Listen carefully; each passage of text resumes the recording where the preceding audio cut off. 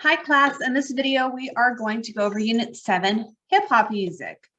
So we're going to be learning about the different elements of hip hop and how it all comes together and how those elements are used in its production. We're also going to talk about some important trailblazers and people in hip hop. So what is hip hop and what is rap? So hip hop is a social political movement from the late 70s. It's a culture. It's what people revolve around. It's part of their life and how they live their life. It's not just music. It's spoken from those personal, deep experiences. A lot of these songs are mixed with other genres. Rock and roll is brought in, sometimes classical is brought in, and sometimes record players are brought in. Break dancing and graffiti and freestyling and rap are all part of hip hop. So long answer short, rap is part of hip hop. It's a part of it. So, and then right here, rapping is an element of hip hop. It's a distinguishing feature. So it's common in hip hop music. It doesn't mean it's always there, but it is very common.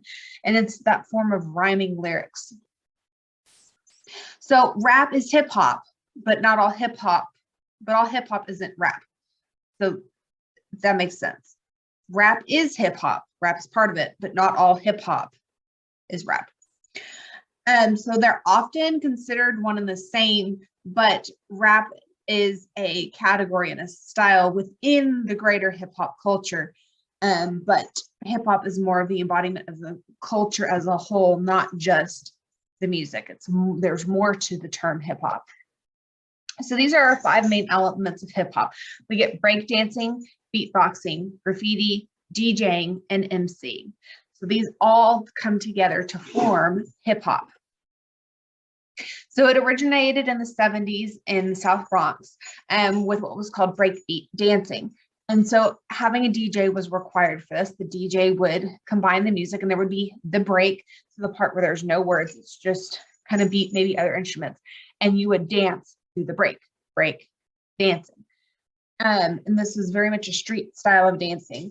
And this breakbeat style of DJing, where they were creating these breaks in the music, these instrumental breaks, was created using 2 turntables. And this break, it's the easiest part of the song to dance to because it's that instrumental, very rhythmic part of the song. Graffiti, this is art created in public space without permission. So if you see like people writing on trains or buildings with spray paint, that's graffiti. There's other forms of graffiti as well, but that's what most of us think of.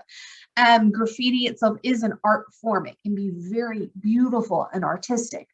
True graffiti is done without permission, and it is part of the culture. And true graffiti is illegal. So please know that true graffiti is illegal. Graffiti style can be done with permission and can be very beautiful in public spaces. It can be very artistic. It's also been displayed on clothing and beautiful art pieces on album covers and posters, and you can see it in ads and magazines. But true, by definition, graffiti is illegal because it is done without permission. To an MC, this means master of ceremonies. They kind of bridge the gap between the DJ and the audience.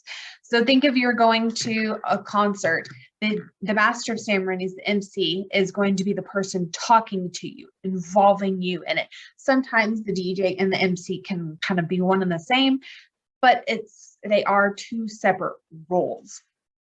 And so they're the one that's like the hype man. They're getting everybody worked up as part of the music or the performance or whatever the situation is. So I want you to answer this question. Which phrase best describes the role of the MC or the master of ceremonies? Do they play instrumentals and blend songs together? Do they extend the break section of songs for dancers and musicians? Or do they bridge the gap between the music and the crowd? So some more elements of hip hop, we have the DJ or the disc jockey. This is the person who's blending the music together. So they are taking a turntable, different records, different recordings, and they're blending it all together. They also respond to the mood of the audience. It's very much a moving art form. So if your audience, you can tell they're like, nah, whatever, you can move on to adding different elements, different music into what you're playing. Big part of DJing and hip hop music in general is sampling. And so this is where you take pieces of different songs and you blend them together. And this helped hip hop music to be wildly successful in the very beginning, because they took pieces of other licensed songs and they took those pieces and expanded on them to create them. They could create music a lot faster this way versus starting from scratch. They took a piece of a song that was already created and made it into this bigger whole. We also get DJ Grandmaster Flash. He is credited for creating the DJ mixer, those turntables that we talk about. His music is very frequently sampled, and he has led to the success of other artists. He is the foundation of this style. Syncopation is very, very prominent in hip hop music. This is where it stresses on the off beats or the weak beats. Now, if you think back to when we were talking about jazz and blues, we were talking about a lot of syncopation then. This style directly comes from Africa and coming over, and it is trickled down into hip hop. And so instead of being 1, 2, 3, 4, just being nice and on the beat and steady, what we're used to listening to, it's and it's on that up part of the beat. That's the syncopation. So what did early rap producers do to make producing rap records economical? So what did they do to make it easier to produce more and make it easier for the listener? They licensed pre-existing songs to make new rap versions of them. They used pre-existing songs without paying for them, or they refused to pay royalties to rap artists. Which of these is it? So hip hop and poetry go hand in hand. Hip hop is poetry. If you take the lyrics out of the beats and just put it on a piece of paper, it is poetry. You can analyze it like a poem, and it's beautiful. It's talking about those deep, personal, emotional experiences. And these are some common elements of poetry that can be found in rap. Assonance is a big one. This is the repetition of the sound of a vowel or the diphthong and non-rhyming stressed syllables. So it's kind of that echo feel. Eminem is famous for this. He uses a ton of assonance.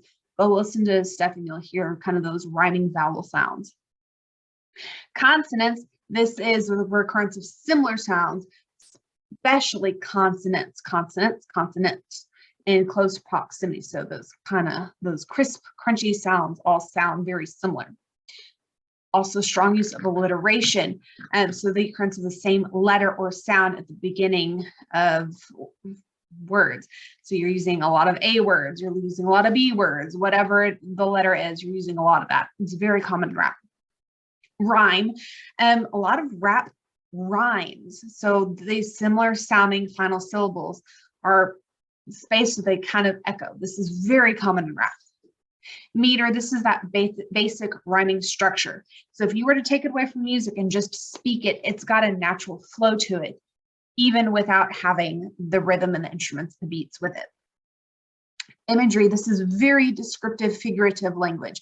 Remember, it's very emotionally attached. So it's very descriptive of those experiences. Very common poetry element, very common element in rap.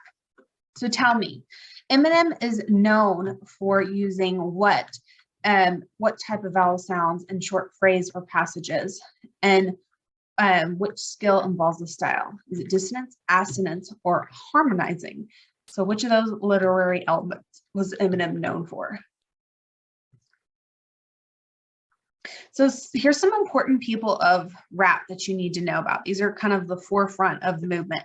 We get African Bambaataa, this man over here, and he is credited as the first rapper. He was also a huge community activist, and he really wanted to work with his community to elevate it and bring these experiences of his community into the light and say, we're all going through similar things. Let's talk about it. We get Grandmaster Flash. He's the DJ who developed the DJ mixer. We get Queen Latifah. She is the first female rapper who This is it. She blended jazz, reggae, soul. A lot of y'all know her for her acting, but she started in rap. She is done a lot of movies. She currently has a show, The Equalizer, that's on streaming on Paramount. I think it's also playing on CBS. And she was also a spokesperson. She was a cover girl for a while. So she's done a wide variety of things. She's used her platform well. We also get the Beastie Boys. They are the first white rap group. And they're this interesting blend of rock and rap. We get DJ Jazzy Jeff and the Fresh Prince, aka Will Smith, and they earned the first Grammy for rap with their song Parents Just Don't Understand. So tell me, which group won the first Grammy Award presented for rap? The Beastie Boys, DJ Jazzy Jeff and the Fresh Prince, or the Sugar Hill Gang? So let's talk about some more people of hip hop. We get Salt and Pepper, I'm sorry. They are the first all-female rap group. So Queen Latifah was the first individual. They were the first female rap group. Dr. Dre, he innovated with beats and adding melody to rap songs. He also was just featured on the Super Bowl halftime show. Eminem is the most successful white rapper. Run DMC, this group really influenced hip hop fashion. And they also got a lot of mainstream popularity. They fused a lot of rock and rap. And they even did a collaboration with Aerosmith with their song Walk This Way. So they brought in all of Aerosmith's audience into their hip hop world and said, hey, look what we're doing. And the infamous Tupac. His rap lyrics were extremely poetic and very personal to his experiences in life. Please go, not just listen to his music, but go look up the lyrics to his music and just read it. It's poetry. It's beautiful. So tell me, in just a sentence or two, how has hip hop influenced culture in the United States? Hip hop has been extremely influential in our culture as a country, and it has really seeped in everywhere. So how has it influenced our culture? All right, guys, thank you for watching the video. Please remember, if you have any questions, need any help in my class, please call me, email me is best, but please do not hesitate to reach out. I am here for you. Have a great, wonderful day. Bye, guys.